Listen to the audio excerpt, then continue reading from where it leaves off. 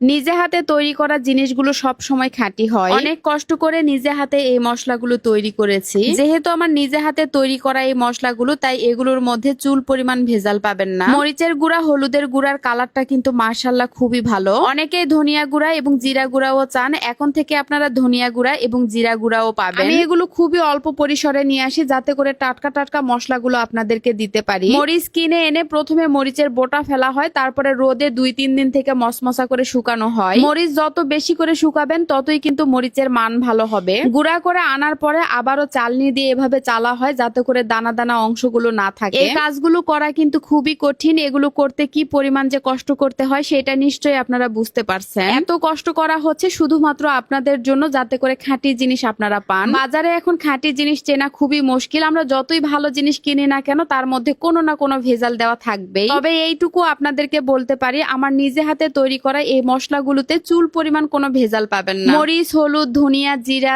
তেল কিভাবে আমি তৈরি করেছি সবকিছুই আপনাদের সাথে শেয়ার করেছি। অনেকেই জিজ্ঞেস করেন আপু এগুলো ভালো হবে কিনা। তাদেরকে শুধু একটা কথাই বলবো, এর যে পিওর আর কিছুই হতে পারে না, কারণ এগুলো আমার নিজে হাতে তৈরি করা। আমি নিজেও কিন্তু এই মশলাগুলোই খাই, বাজার থেকে আলাদা করে আর কেনা লাগে না। মরিচের গুঁড়া যেভাবে রেডি করেছি সেইভাবে কিন্তু আমি হলুদের গুঁড়া এবং ধনিয়া গুঁড়াও রেডি করি। আপনারা যারা মরিচের গুঁড়া, ধনিয়া গুঁড়া, জিরা গুঁড়া, হলুদ গুঁড়া এবং ঘানি ভাঙা খাঁটি সরিষার তেল নিতে চান, পেয়ে যাবেন মিতুর মশলাদানি পেজে অথবা মিতুস ড্রিম পেজে। আমার সাথে সরাসরি কথা বলে অর্ডার করতে পারবেন। পেজের নামটা ক্যাপশনে দেওয়া থাকবে, চেক করে নিবেন।